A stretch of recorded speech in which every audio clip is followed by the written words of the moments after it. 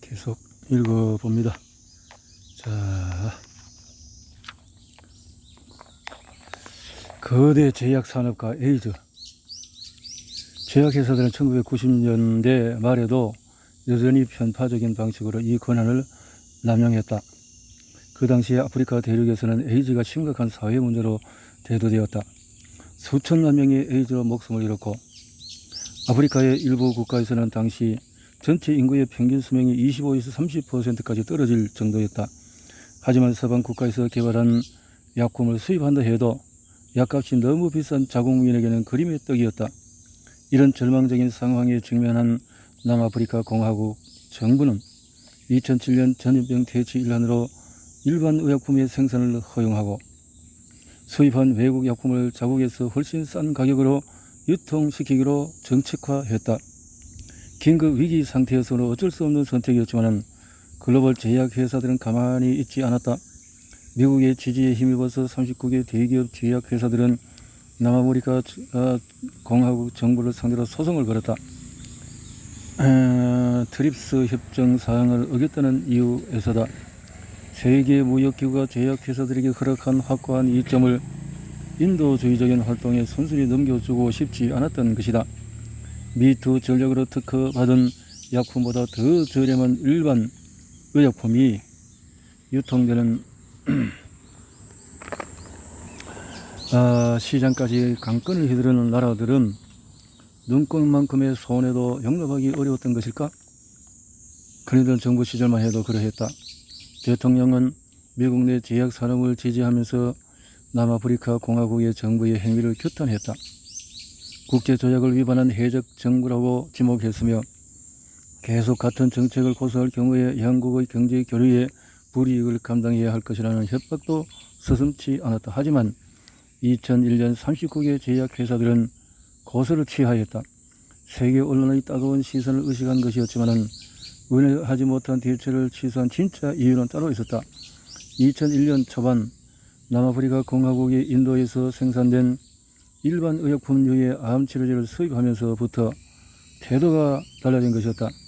치료제 가격은 하루에 $1밖에 들지 않았는데 이 가격은 서방의 제약회사가 책정한 약품가의 3% 수준이다.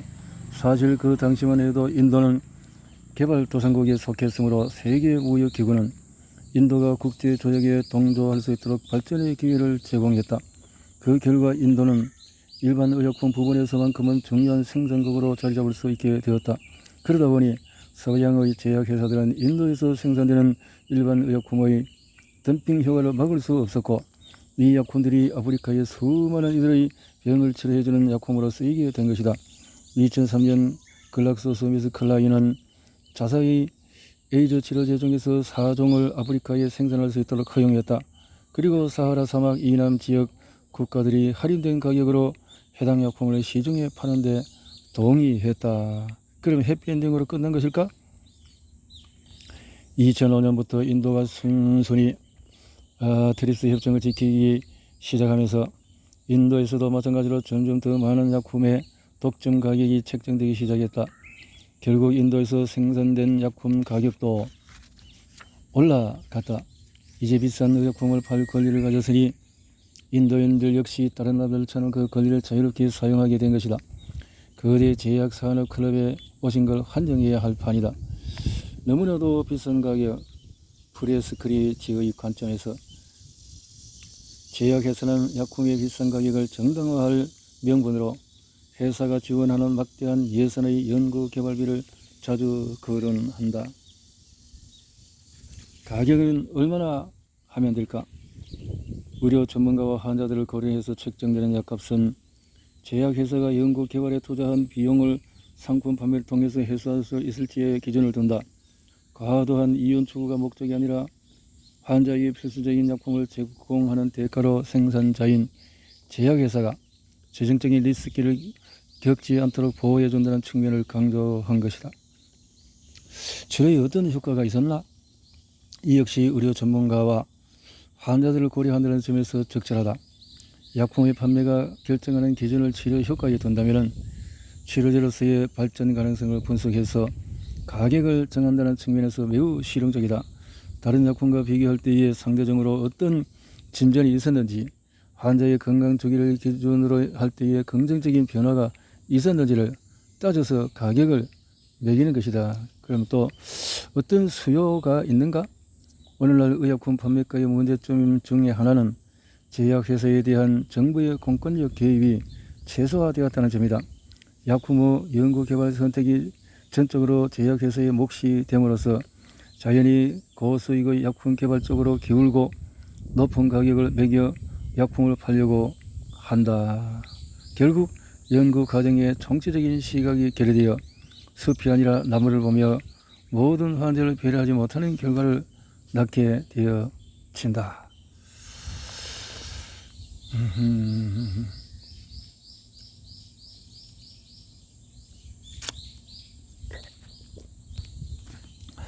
패스트 사이언스. 연구소는 왜 새로운 것을 발견하지 않는가? 필립 피나르. 교육 역사이자 반자본주의를 누구보다도 열렬히 주장해온 필립 피나르는 1983년 제약회사에 처음으로 뛰어들었다. 드라그렁지에서 배송 화물트럭을 몰며 아르바이트를 하던 당시 프롤레타리아 운동 열풍이 불자 과거 혁명주의 공산당원들이 그렸던 것처럼 그 역시 직접 무산자 계급의 노동자가 하는 일을 했다. 회사에 들어가서 승승장구하면서 광고부터 디렉터의 자리까지 치고 올라간다. 그때가 2000년으로 드라그랑지가 신딜라보에 인수되었다가 바로 산업회로 인수될 무렵이었다. 제약회사에 근무한 그는 제약회사의 내부 생리를 누구보다도 잘 관찰할 수 있었고 덕분에 프랑스에서 제약 산업의 정통한 전문가이자 그 분야의 선구자로 자리 잡을 수 있었다. 그는 현장에서 집계한 자료를 분석하고 연구에서 열정을 쏟은 책들을 잇따라 출간했다. 그러면서 열린 생각을 하는 딴지꾼들이란 출판사를 세워 여러 책을 집필했다. 제약업계를 떠난 이후에 전업 작가로 나선 그는 왕성한 활동을 이어가고 있다. 필립 피나르는 제약산업 부문에서 혁신성이 부족한 근본적인 원인의 의문을 제기했으며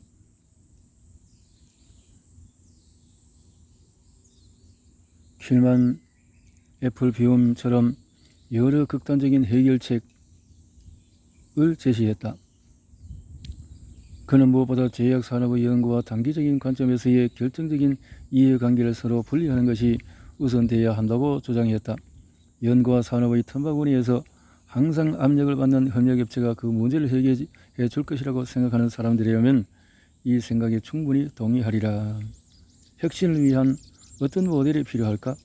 제약산업은 제2차 세계대전 이후의 발전을 거듭해왔다. 거기는 특히 두 가지 새로운 발견이 한몫했다고 볼 수 있는데, 하나는 설폰 아마이드, 다른 하나는 스크리닝이라고 부르는 분자 화합물의 조합이다. 다양한 분자체를 다량으로 사용하면서 화학요법이라고 부르는 치료를 가능하게 하고 동물 실험을 통해서 테스트를 거쳐서 치료제로서의 효능을 확인할 수 있게 되었다. 이 과정 역시 극도로 은밀하게 진행되었으며 비공개 방식으로 이루어졌다. 이때 처음 도입된 방식이 2000년대에 들어서도 활발하게 이용이 되었다. 실험실은 본래 목적을 충실히 이행하며 풍요로운 성장을 이루었는데 그게 다 화학요법 덕분에 가능했던 것이다. 화학자들의 위력은 당시에 거의 정치적 성격을 띠었다고 해도 과언이 아니다. 여기서 굳이 정치적이라는 표현을 쓴 것은 실제로 화학자의 위치가 연구 분야에서 매우 높은 서열에 속했기 때문이며 그래서 나머지 관계자들을 자주 우지할 수 있었다. 이러한 산업계의 혁명은 독일에서 가장 먼저 시작되었는데 그것이 그리 놀랍지 않은 이유는 독일의 대기업에서 처음으로 연료를 생산했기 때문이다. 약품의 대대적인 보급을 위해서는 신상품의 자동 생산이 필요했으므로 내부의 알력 다툼은 더욱 점점 심해졌고, 이렇게 탈리도마이드는 독일에서 오래전부터 유통되어 온 약품이었는데 결국 부작용 때문에 엄청난 파장을 일으킨 죽음이 되고 말았다. 치료를 위한 혁신적인 무기가 있다면 무엇일까? 그것은 맹목적이고 무분별한 플라시보 효과를 막는 임상적인 연구가 정답일 것이다. 1960년대부터 화학자들은 새로운 권력 구조에 자리를 내주어야 했다. 그때부터 임상 연구가와 통계학자들이 연구의 프로토콜을 구성하는 핵심 인물로 부상했다. 초반에는 프랑스 제약 산업이 특히 임상 연구에 반대를 했다. 시간이 지날수록 임상실험의 중요성이 점점 더 커지면서 전반적인 분위기가 임상실험을 의무화하는 쪽으로 바뀌었다. 살아남기 위한 모든 방법을 시도하는 것은 보는 것은 바람직한 자세다. 1960년대부터 80년대까지 프랑스를 비롯한 유럽의 여러 나라의 사례를 조사한 결과 신약 시장과 관련해서 미국이나 영국만큼 좋은 성과를 거두지는 못한 것으로 밝혀졌다. 단순히 전염병 치료 효과가 있어서만은 아니다. 당시 항생제 개발 자체 하나의 혁신적인 사건이었다. 의학업계의 각 분야가 재편성되면서 항생제 개발의 중요성이 더 확실히 자리 잡게 되어졌다. 근대화된 최초의 임상실험은 스틸트로마이신 결핵치료용으로 쓰이는 것, 항생제를 개발을 위해서 임상실험은 근대의학을 정의하는 대명사가 되었다. 결국 항생제는 과학계 학자들이 말하는 진정한 연구소를 탄생시키는 중요한 역할을 한 셈이다. 1945년 이후로 임상실험은 갈수록 점점 더 정교해졌고 모든 신약은 이 실험 과정을 거쳐야 했다. 그래도 여전히 넘을 수 없는 장벽은 고도의 기술을 갖춘 연구실에서 정교한 물질을 만들어도 이 경험적인 사례에서 결론을 이끄는 임상실험을 거치지 않고는 그 물질을 약품으로 규정할 수 없었다. 생물학적인 지식의 한계가 바로 그것이었다. 그렇지. 그것이 이 화학이라는 것은 정확하게 분석하고 정확한 데이터가 있어야 되니까요. 기존 약품 모델의 위기는 인간의 힘으로는 불가능한 것들이 있다. 설령 그것을 해냈다 하더라도 기존 시스템의 위기가 도래할 수밖에 없다. 우리는 특정 질환을 앓고 있는 표본 집단, 환자를 작은 샘플처럼 규격화할 수 있다. 그러나 시간을 축소시키는 것은 불가능하다. 항생제는 만성질환 치료제가 아니어서 괜찮다. 하지만 이 마법의 탄환의 경우에 문제는 며칠 또는 몇 주 이상 복용하면 안 된다는 점이다.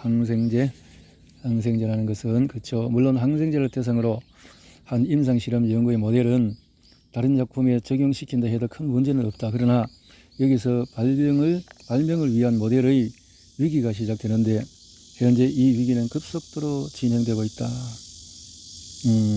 이제 약품 관리와 효능 검증을 맡은 정부 기관 책임자들까지도 이런 여러 가지 약품의 시장성을 정확하게 입증해 주는지 하는 것에 대한 의견에 동의한다. 그러면서 자신들은 결코 부패한 공무원이 아니며 단지 모르는 것뿐이다. 몰라서 그렇다 하고 넘어가면 그만인가요?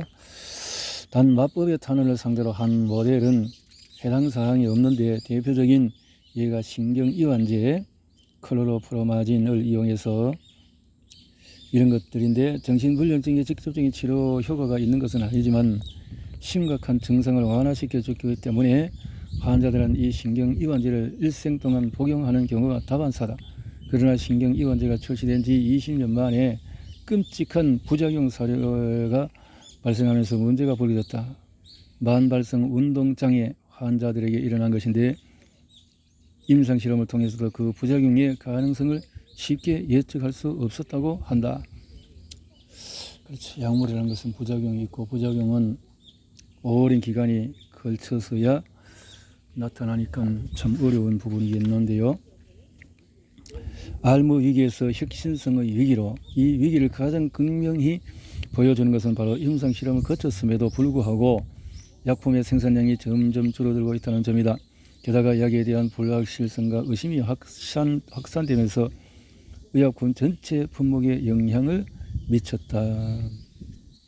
탈리도마이드 이후로 많은 사람들이 두려워하죠. 시간이 흐를수록 기존에 의한 해결책 믿을 수가 없다는 의견이 분분해졌다. 약에 대해서 임상실험에 대한 기대치가 이런 식으로 확산된다면 실리보다는 명분을 강조한 방법은 결국 자체적인 파멸로 이어질 것이다. 혁신성을 충족시킬 수 있는 믿을 만한 모델은 진정 없단 말인가? 그렇다면 혁신성의 위기는 앞으로도 계속될 것이다. 연구의 관료체제화 문제가 여기서 끝나면 좋겠지만 이 위기는 또 다른 국면을 맞는다.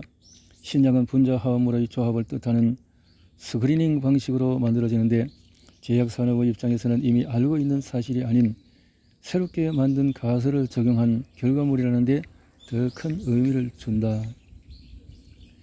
예측에 초점을 둔 개발 과정은 오늘날까지도 제약산업의 연구가 가장 강조하는 단어다. 애초에 분자 화합물이 어디서 왔는지가 중요한 것이 아니라 그 결과물을 인간이 사용해도 문제없음을 보여주는 세밀한 데이터만 있으면 되었다. 1970년대에 연구소에서 만들어진 분자 화합물은 곧바로 병원에 입원 환자들에게 투여되었다. 약품의 유해성에 대한 진지한 연구 없이 말이다. 심지어 드라그랑지 같은 제약회사의 연구소 소장이 병원 원장이었다고 한다. 뭐 이렇게 되면 참 임상실험에 강조하는 논리와 예측을 강조하는 모델의 논리는 엄연히 다르다.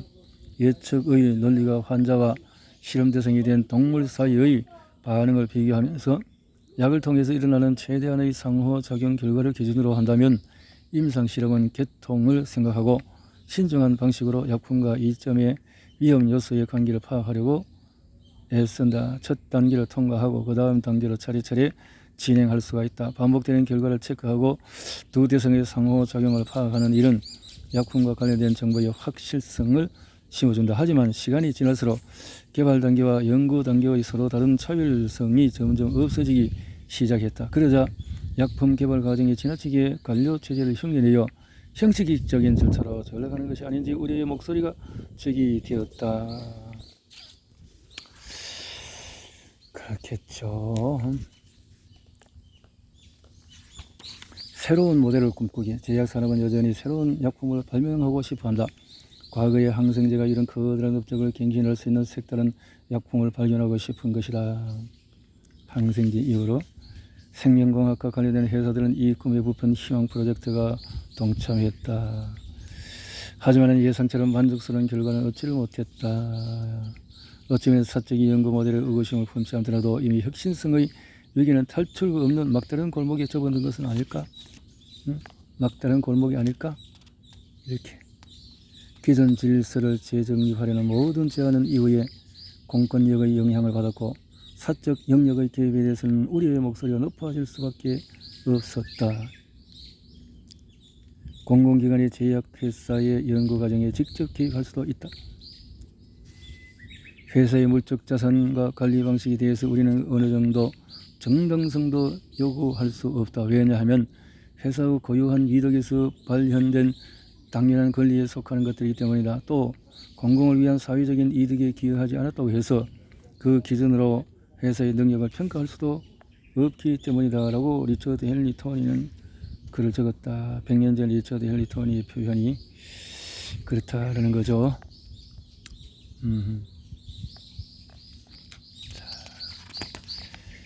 이제 이렇게 약물의 한계성이 나타나는 시점이 되어지는 것을 보게 되어진다라는 것인데, 수돗물에 빠진 프로작이다. 나는 우리가 오늘날 사용하는 모든 약물하고 결과물을 저 바닷속에 던져버려야 한다고 굳게 믿는다. 홈스. 가장 먼저 피해를 본 물고기들, 이렇게 먼저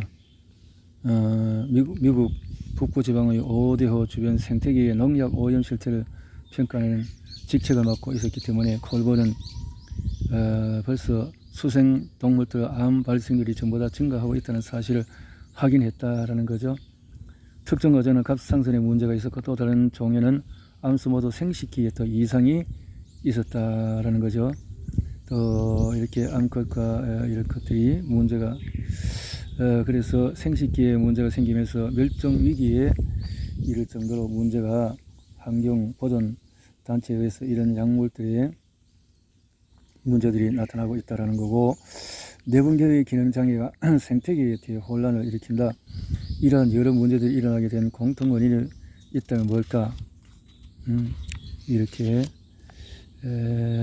지난 30년간 발견한 가장 중요한 그것은 내분기계의 장애는 DDT, 유기염소계열 살충제이자 농약인데, 다이옥신, 폴리영화 바이페닐, 그리고 비스페놀 A에 함유된 합성 물질 때문에 일어난다. 이 물질이 동물의 체내에 유입될 경우에 뇌 분비계의 정상 기능을 막고 자연적으로 분비되는 호르몬을 억제시킨다. 결국 새끼들의 성장 발육 단계를 결정짓는 암컷의 뇌 분비계가 고장이 나서 자연의 개체수가 적신호가 올 수밖에 없다. 뒤에서 다시 언급하겠지만은 이런 유해 화학물질의 체내 유입으로 뇌 분비계가 고장난 희생자는 어리와 조리로만 끝나지 않는다. 그 다음에 희생자는 바로 인간이다. 이런 것들이 어떤 문제냐? 비스포놀 A와 같은 물질이 인체에 유입될 경우 뇌 분비계 기능의 혼란뿐만 아니라 여러 가지 문제가 생긴다는 사실에 주의해야 한다. 유방암, 전립선의 발병률이 증가하고 이형 당뇨병과 비만, 사춘기 여자아이들이 이런 초경, 신진대사의 기능장애 이런 문제도 발생했다. 남성의 비뇨 생식기의 기형 발생률도 증가하게 되어졌다. 합성물질은 대체 어떻게 인간의 내분기의 기능을 망가뜨리는 것일까? 요컨대 테오 콜본의 주적처럼 15년 전부터 본격적으로 복용한 디스틸벤이 인체의 보건 상태에 대재난을 가져왔음은 분명한 사실이다. 1940년대부터 알약 형태로 출시된 이 약물은 임신을 촉진시켜 준다고 해서 수많은 여성에게 큰 인기를 끌었다. 합성물질로 이루어진 호르몬제에 들어있는 디스틸벤은 그 다음 세대인 여성들의 몸에 이상 증세를 일으켰다. 질암을 비롯해서 기형 자궁 면역 기능 저하의 원인으로 작용한 것이다.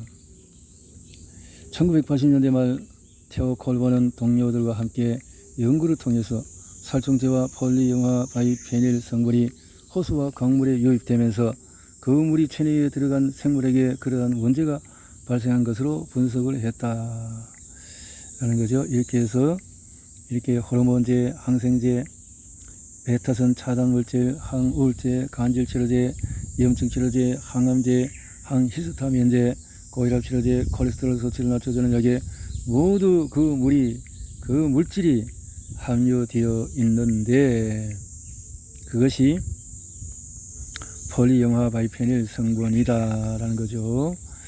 약들이 다 있다는 거죠. 지구상에 존재하는 모든 약국은 바다로 흘러가기 전 강과 호수에 유입되는 화학물질들이 한데 모여있는 거대한 약품들의 원성이라고 할 수가 있다. 강과 호수로 흘러들어오는 약품의 일부는 사용되지 않는 약, 그리고 화장실에 버려진 약들이다. 하지만은 대부분은 인간이나 가축이 흡수하고 남은 찌꺼기가 유입되는 경우가 많다. 약물이 생체에 들어가면 화학 결합의 변화가 일어나면서 대사물질이 생성된다. 이 대사물질은 이따금 활성화되어서 정화 과정을 거칠 때에 세균에 의해 가수 분해되거나 분자 형태를 띈다. 실제로 약품들은 생체에 들어가서 여러 가지 반응을 하지만 정화 과정에서 전혀 찌꺼기가 남지 않기는 불가능하다. 몸 밖으로 배출된 이 물질은 다른 장소로 이동하여 다른 환경에 살고 있는 생물체의 몸에 들어가서 또 다른 반응을 일으키는 것이다. 일상적으로 가장 먼저 영향을 받는 생물이 어류다. 2006년에 미국 지질조사 팀원들의 포토맥 강가에 서식하는 수컷 농어를 조사한 적이 있다. 그들은 이 어종이 고한 속에 알을 가득 품고 있는 것을 확인했다. 이와 유사한 현상은 전 세계 다른 지역에서도 관찰이 되어졌다. 이렇게 이보다 더 이상한 현상들도 있으며 그 밖에도 다른 약품들이 원인이 되어서 수중생물 몸에 이상 현상이 일어났다. 예를 들어 세로토닌의 양을 조절하는 항우울제나 심장병 치료에 관련된 칼슘 억제제, 비타민 A의 유대체인 레티노이드 같은 약품에서 나온 물질들 역시 점점 수중생물의 건강에 피해를 주고 있다. 먼저 세로토닌의 양을 조절하는 항우울제는 개구리의 유체인 올챙이의 성장을 지연시킨다. 그리고 연체류와 갑각류와 생식 기능에도 문제를 일으키는 것으로 밝혀졌다. 이어서 칼슘 억제제는 성기의 정자 생성을 방해하고 레티노이드는 몇몇 양서류의 종의 형체를 기형으로 변질시켰다. 모든 의약품에는 DDT와 디스틸벤처럼 정말 공통적으로 뇌 분비계의 기능 장애를 유발하는 물질이 있는 것일까? 만약 그렇다면 이 물질이 인체에 들어갈 경우에 동일한 문제를 일으키지 않겠는가? 그리고 우리가 직접 약품으로 복용하던 식당에서 그 약물에 축적된 해산물을 먹던 매 한 가지가 아닐까? 항우울제는 정말 뇌 분계의 기능을 저해할까? 자, 이런 보고서에서 그동안에 임신기간 동안에 플록세틴을 복용할 경우에 태의 성장을 더디게 하는 위험성이 있다고 폭로를 했다라는 거고, 프로자의 제자사인 엘리릴리는 당황스럽다는 표현을, 자, 이렇게 산모의 발육 상태가, 아기들의 발육 상태가 뒤떨어지는 것을 봤다는 거죠. 이렇게 그만큼 잠재적인 것이 보이고 위험성이 있다는 거죠. 세로토닌 양을 조절한 항우울제는 임신한 여성에게 처방되는 경우가 많다. 임신 기간 동안에 심한 감정 변화를 겪게 되므로 정신적인 문제를 해결하기 위해서다. 미국에서는 임산부의 5%가 이 약을 먹은 경험이 있다고 고백했다. 반면에 흡연은 임산부라면 절대 금해야 한다. 술과 커피도 마찬가지며 디스틸벤 역시 엄격히 금지되었다. 이렇게 일반적으로 환경 위험 요소는 원문에 명시한 대로 인간의 인위적 개입에 의해서 주변 환경에 축적된 의약품이 원인인 경우는 드물다. 왜냐하면 그러한 경로를 통해서 발생한 사례가 적기 때문이다. 마치 핵실험 후에 주변 생태계의 오염 문제에 대해서는 최소화했다는 국방부위원의 변명을 듣는 것 같다. 이 말은 다시 말해서 환경보호단체들은 현재 시중에 판매되는 의약품의 위해성을 우려하는데 거대 제약 산업들은 어떻게 해야 하느냐. 자체 분석해서 미국 제약회사에서는 이것이 약을 통한 사례는 적다 이렇게 말한다는 거죠. 어째서 이런 약품들이 자연 환경에 침투되는 것을 가만히 두고 보는 것일까? 이미 동물의 몸에서 반응하는 것이라면 당연히 인간의 몸에서도 똑같은 부작용이 일어나는 것일 것이다. 자, 이렇게 의약품으로 인한 오염이 엄청나다라는 것을 보게 되어집니다. 독이다.